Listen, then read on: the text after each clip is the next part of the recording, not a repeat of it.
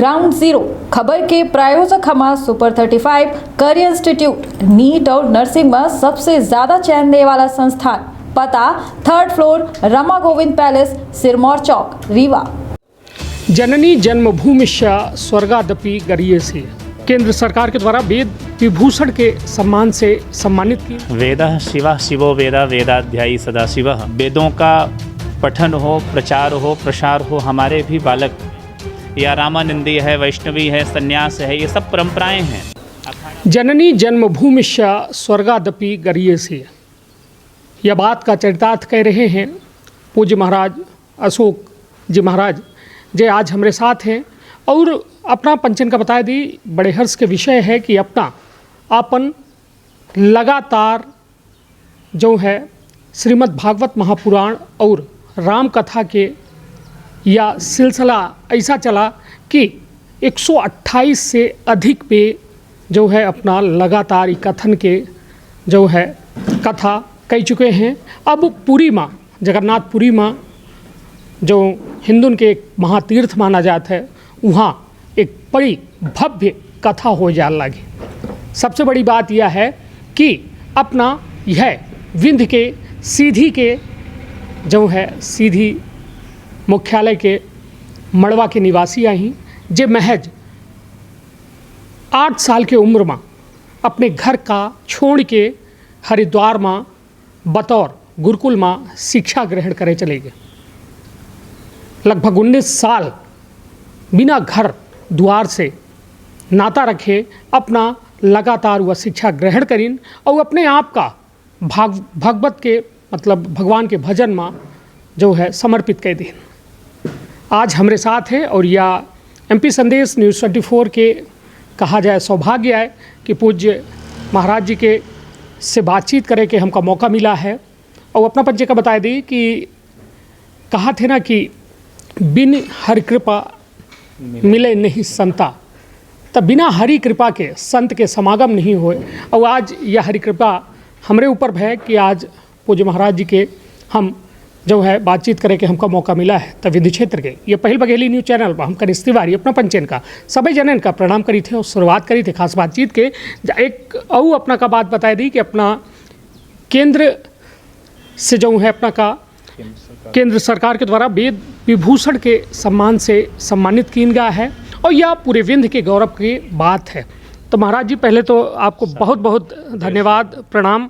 और यह विंध्य के पहल बघेली न्यूज़ चैनल की ओर से अपना का बहुत बहुत आभार कि अपना लगातार भगवत भजन में लगे हैं और निश्चित तौर पर यह सीधी जैसा सिद्धभूमि के धारा से अपना के ताल्लुकात है और पूरे विंध्य का अपना गौरवान्वित करी थे। महाराज जी यह सफ़र की शुरुआत कहाँ से है, एमा केकर हाथ रहा, कहे कि वैसे देखा जाए तो हिंदुस्तान में या गुरुकुल के परंपरा जब शिक्षा से लोग परिचित नहीं रहे तब से चला रहे। जी जी। और नालंदा जैसा विश्वविद्यालय हमारे देश के आए जहाँ गुरुकुल पद्धति में पता नहीं कितने वेद लिखे गए, अध्यात्म लिखे गए। तो महाराज जी कहाँ से अपना के मन में आबा कि जब लोग जो है इंजीनियर, डॉक्टर और सबके मन में लागत है कि हमारा लड़का कोनो सरकारी नौकरी में जाए। जी। अपना के परिवार के का कैसा विचार रहे हैं, अपना के का विचार रहा कि अपना 8 साल की उम्र में भगवत भजन के और अपना अपन जो है रुख मोड़ी लिहन। जी, सबसे पहले सादर जय श्री राम। माननीय कनिष्ठ जी, आज ये सुअवसर हमें प्राप्त हुआ अनेक हरि नारायण भगवान की महती कृपा करुणा से। वेदः शिवः शिवो वेदा वेदाध्यायी सदाशिवः तस्मात् सर्वप्रयत्नेन वेदमेव सदा पठेत। भगवान श्री वेद की विशेष कृपा अनुग्रह से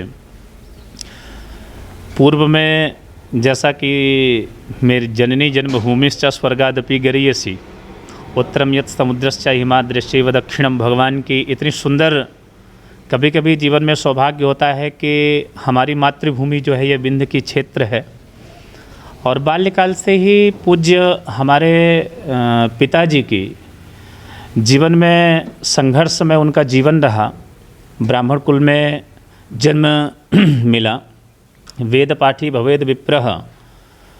उनकी विशेष शिक्षाएँ थी कि भाई हमारे घर में वेदों का पठन हो, प्रचार हो, प्रसार हो, हमारे भी बालक हमारे पूज्य पिताजी अपने संपूर्ण जीवन में अग्निहोत्र बलिवैश्व वैदिक विधि से ही अपने पूरे जीवन को यापन आज भी लगभग 90 वर्ष के आसपास हैं।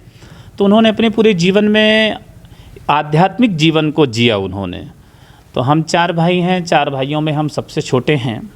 जो हमारे पूज्य बड़े भैया हैं, सर्वप्रथम अब हमें तो ये जानकारी नहीं है कि कौन से सन में वो यहाँ से बाहर निकले, लेकिन जब वो यहाँ से बाहर निकले उसके बाद पुनः उन्होंने वृंदावन, मथुरा, ऋषिकेश इत्यादि क्षेत्रों में जा कर के और विद्या अध्ययन किया। उसके बाद उनकी बड़ी इच्छा हुई कि भाई हमारे घर में, हमने तो पुराणों की प्रवाचकों की परंपरा में गए, लेकिन हमारे घर में वेदों का भी पठन पाठन हो। जैसे कि सनातन धर्म में 4 वेदों का बहुत ज़्यादा महत्व होता है कि जिसमें ऋग्वेद है, यजुर्वेद है, सामवेद है, अथर्ववेद है। चारों वेदों में भगवान की कृपा से बाल्यकाल में 1998 की बात थी, हम यहाँ परीक्षा पास करके 4ठी कक्षा को पास करके और सहज में ही माताजी के पास आए और उन्होंने पूज्य पिताजी से निवेदन किया कि भाई हम अपने छोटे भाई को यहाँ से ले जा करके कहीं दूर अच्छी विद्या गुरुकुल परंपरा में डाल करके और संस्कृत, वेद, व्याकरण, ज्योतिष, कल्प, निरुक्त, छंद,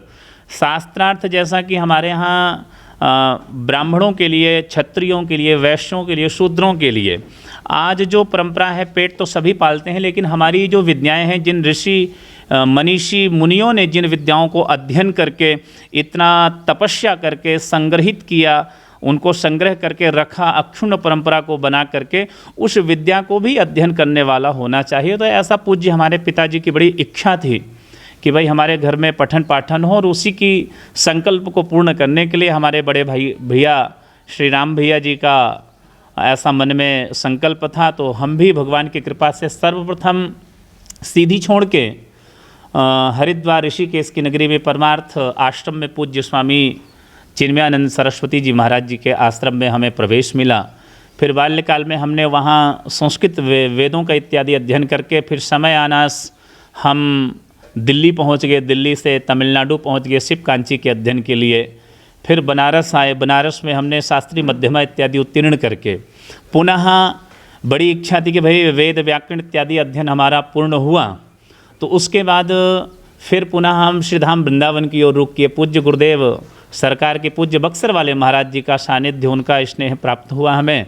उसके बाद पुनः हमारे पूज्य गुरुदेव मलुक पीठाधीश्वर, जो आज भारतवर्ष के बहुत ही अद्भुत मूर्धन्य विद्वान हैं, ऐसे पूज्य सदगुरुदेव भगवान का हमें सानिध्य प्राप्त हुआ, शरणागति प्राप्त हुई हमें। कंठी तिलक, ये जो हमारी वैष्णवी दीक्षा होती है, शास्त्रों में कहा गया है कि रामानंद स्वयं रामः प्रादुर्भूतो महितले। भगवान श्री रामानंदाचार्य हमारे यहाँ जो चतुर्ष परंपराएं हैं, संन्यास है या रामानंदी है, वैष्णवी है, संन्यास है, ये सब परंपराएं हैं, अखाड़ा परिषद भी है। इन सभी परंपराओं में भगवान की कृपा से पूज्य गुरुदेव भगवान का स्नेह मंगल हमें आशीष प्राप्त हुआ। तो पूज्य गुरुदेव सरकार ने भी वेद तो पहले से ही हमारा लगा हुआ था, फिर व्याकरण और ज्योतिष, इस श्रीमद् भागवत में भी हमने आद्योपांत अध्ययन किया। 18,000 श्लोकों का सदगुरुदेव पूज्य श्री नेत्रपाल उपाध्याय जी वृंदावन के काफ़ी अच्छे विभूषित हैं। ऐसे महापुरुषों के चरणों में रह करके, आश्रम में रह करके पूरी विद्या का लगभग 2014, 15, 16 तक हमने अन्य फिर जा करके दिल्ली विश्वविद्यालय में हमने संस्कृत से ही अध्ययन किया, जो संस्कृत ऑनर ग्रेजुएशन, शास्त्रीय आचार्य इत्यादि भी, एमए भी दिल्ली विश्वविद्यालय से, बीएड हमने हरियाणा से किया। तो अपनी विद्या में अपनी विद्या को प्रचार प्रसार के लिए अभी तो हमने फिर मथुरा में आगे चल करके भगवान की ऐसी कृपा हुई, सभी जनता जनार्दन प्रभु प्रेमियों का, आप जैसे सभी महानुभावों का प्रेम बढ़ता गया कि भाई स्वधर्मे निधनम श्रेयः परधर्मो भयावह। हमारा जो धर्म है, समाज है, राष्ट्र है, संस्कृति, इसका भी उत्थान होना चाहिए। तो इस उत्थान के लिए हमने मन में संकल्प लिया कि भाई कथा तो ठाकुर जी ने चलो कृपा करके सदगुरुदेव भगवान का आशीर्वाद हमारे जीवन में हुआ, लेकिन हमें भी कृतज्ञ, पेट तो सभी पालते हैं लेकिन हम मनुष्य हैं। जैसा कि बड़े भाग मानुष तन पावा, सुर दुर्लभ सब ग्रंथा ही गावा। सभी वेद पुराण शास्त्र सब यही कहते हैं कि भाई मनुष्य का शरीर प्राप्त हुआ है, लेकिन पेट पशु पक्षी इत्यादि सब पाल लेते हैं, हम मनुष्य हैं। और मनुष्य का पहला कर्तव्य यह है कि भाई यदि हम पेट पाल लेते हैं तो हमें समाज, जनता, जनार्दन, राष्ट्र, संस्कृति के लिए भी उत्थान के लिए कुछ ऐसा कार्य करना चाहिए। तो मन में ऐसी भावना, संकल्प आया कि भाई हमें भी वेद पाठी राष्ट्र के कल्याण के हित के लिए समाज का उत्थान जब होगा, जब हमारी संस्कृति का उत्थान होगा, जब हमारी संस्कृति का, किसी भी देश, राष्ट्र समृद्धि जब ही कहलाता है जब उसके देश की संस्कृति मजबूत हो।